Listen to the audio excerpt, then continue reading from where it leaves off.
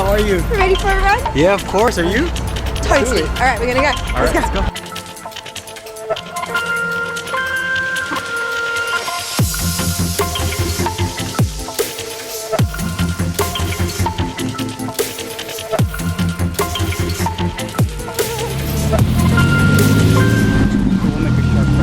And this is one Wow, of the look at first, these buildings. This is the first one I want to bring you to. Ah.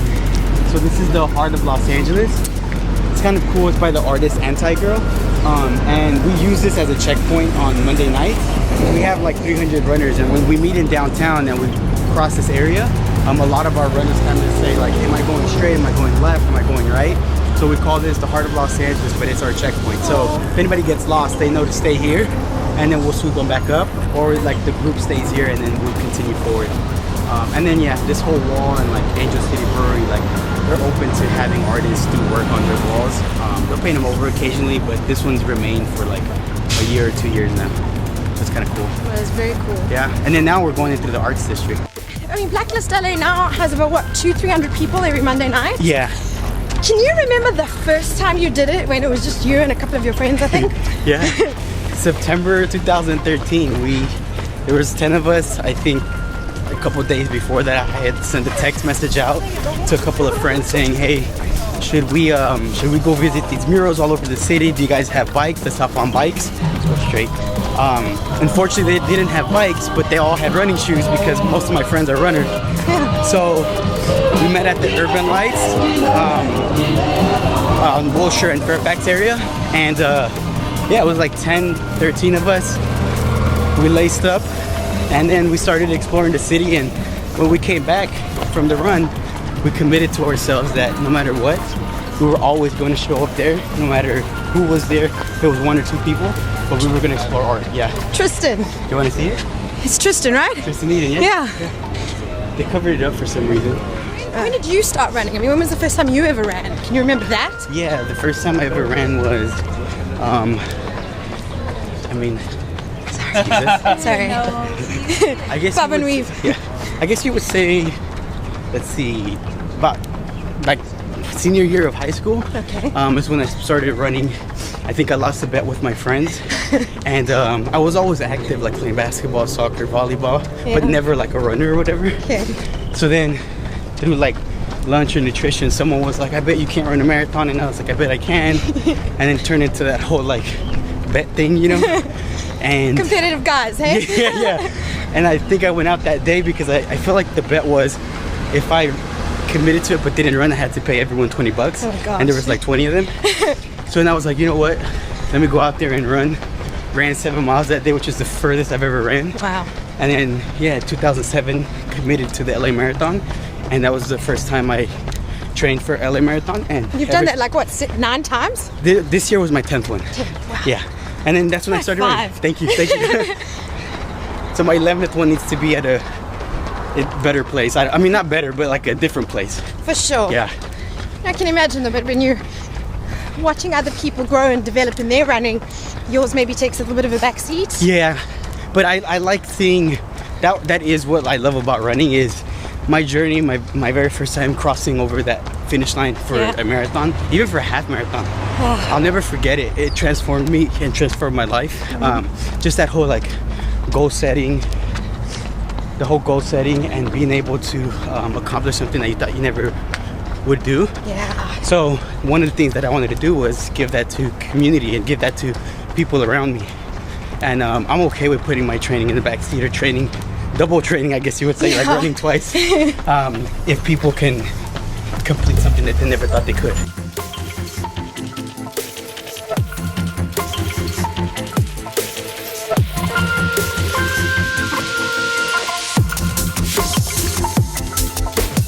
You get to see Los Angeles in a way that, I mean, I know I've never seen it until I ran with you guys. Yeah. I'd never seen LA like this. Okay. You know, you think you can't run on these streets, but you can. You can, yeah. You just have to know your way around. Especially in like downtown, if you make a left or a right in the wrong place, you'll end up in the wrong neighborhood, which is something that we toe the line, but we also want to bring attention to what's happening in Los Angeles. So that's the beauty of what we do. It's like the real LA.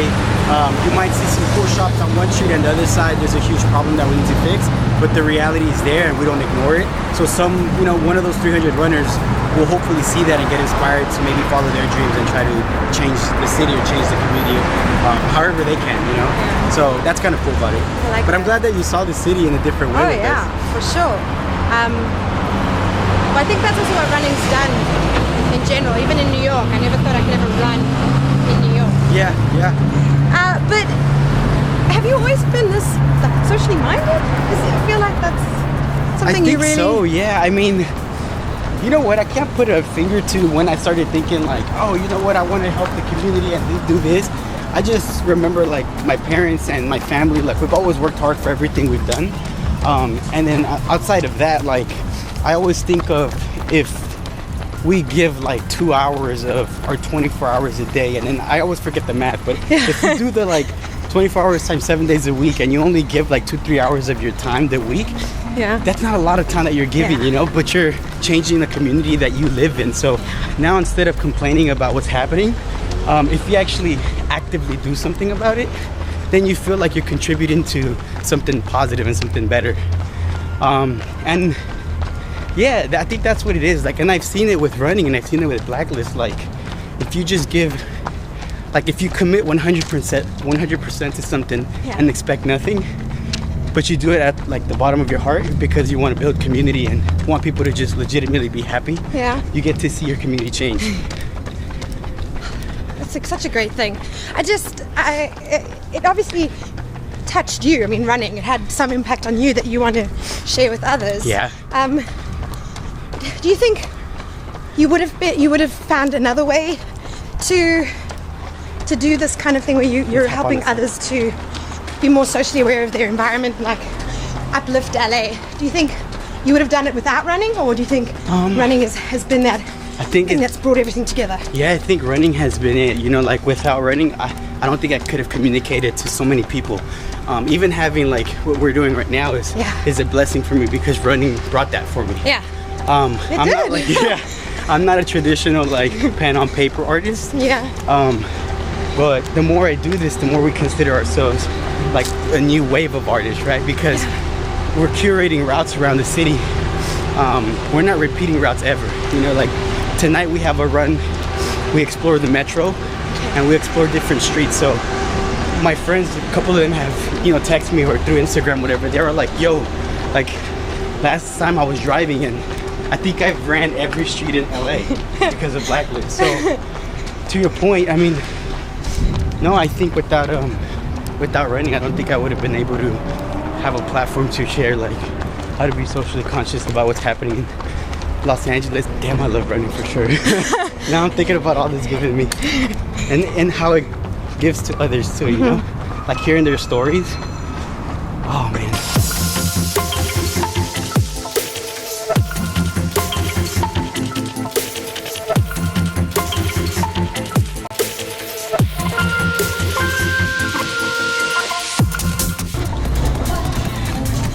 Pretty tree. Be careful here with that. Thanks.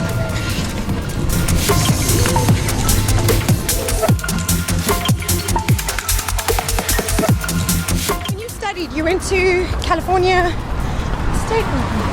This is huge. This is the other Tristan Eden piece. It's more Tristan. Yeah. Oh, look. This is huge.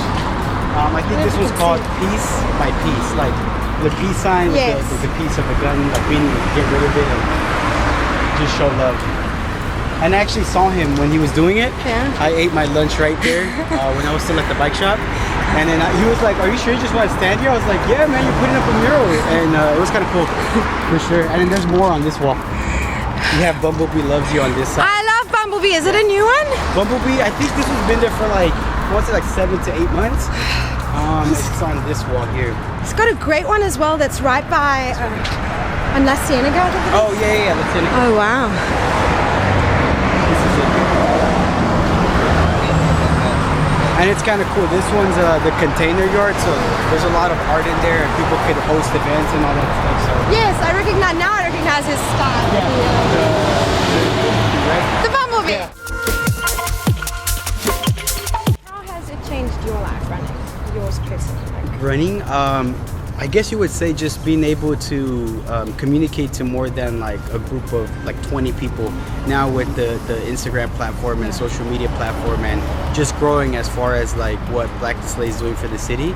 I'm able to at least like chip away at a world that needs more positivity, more love, more community, and just more things to smile at. And I think that's what art represents to me. Is before I was in a car a lot and I would drive to point A to point B to point C because I had to, which was great. Like I know that a lot of people have to. Yeah. And then the day I kind of stepped out the car, I realized that there was murals all over the city, and murals were a representation of what I was missing before, which was like my life was too fast paced. So I was like, let me just slow down and appreciate this. And it can go to a new restaurant, a new building, a new flower shop, whatever it is. It doesn't have to be art, but it's definitely made me more aware, and it has allowed me to spread joy and love to people and inspire people to follow their dreams. And again, remember I told you, like if you commit 100% to something and expect nothing, then you might just live your dream, you know. And I feel like that's where I'm at right now. But for sure, like I wouldn't be there without the 300 people that show up, the volunteers that help me out. I would just be one person trying to do something, but together as a community, that's what we're building. wait, did you study art? No, I studied business management. Yeah, yeah, which Art, is weird. sort of, kind of. Yeah, well, you know, when It I isn't went to art. school, about yeah, like business management was more like connecting. How do you connect and like leadership, right? Like how can people legitimately know what you're doing? Yeah. I like those faces as well. Well, that's it. I suppose you're using it in its own way. Yeah, like yeah.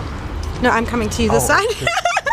Yeah, and I think I've always had like that creative side. Yeah. I just never knew how to bring it out, you know, because I can sketch. I mean, but like it's nothing fancy. It's more than what I can do. Yeah. You can do a stick figure. And you know, like I think when you think of an artist, right, you think of they're just evoking emotion, right? Whether it's good or bad. And through running and through curating these routes around Los Angeles, that's exactly what I'm doing. Like a bunch of our runners always text me or like whatever, they call me and they're like, I've never been there, I lived here all my life, like how can this be?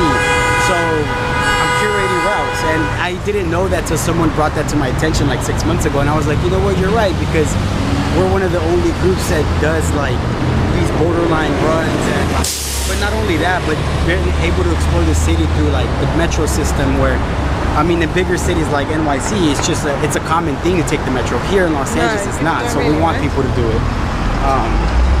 But yeah, So you are artistic in it, you know, and creative in the way you put it together. Yeah, I always ask the question why, and I think that's what artists do, right? They're like, why is this way? Yeah. And can we do it differently? Yes. And then the second part of that is not scared to fail. Well, you like right now, I think in the next 3 months, I told my friends that I'm gonna go buy like a piece of plywood at Home Depot, because I've been wanting to do this art piece. And I've been telling artists about it, but you know, artists are artists. They're not gonna want to change their style. Yeah. So I said, fuck it, let me just go buy some paint. It's not that it's gonna be easy, but I'm not scared to fail. So if it doesn't happen, it doesn't happen, you know? So you're gonna make your own art? Yeah, just one piece, yeah. Okay. It's like cool. Running inspired, track inspired. Oh. Yeah. Man, I can't wait to see that. See, look how the running has inspired the art. Yeah.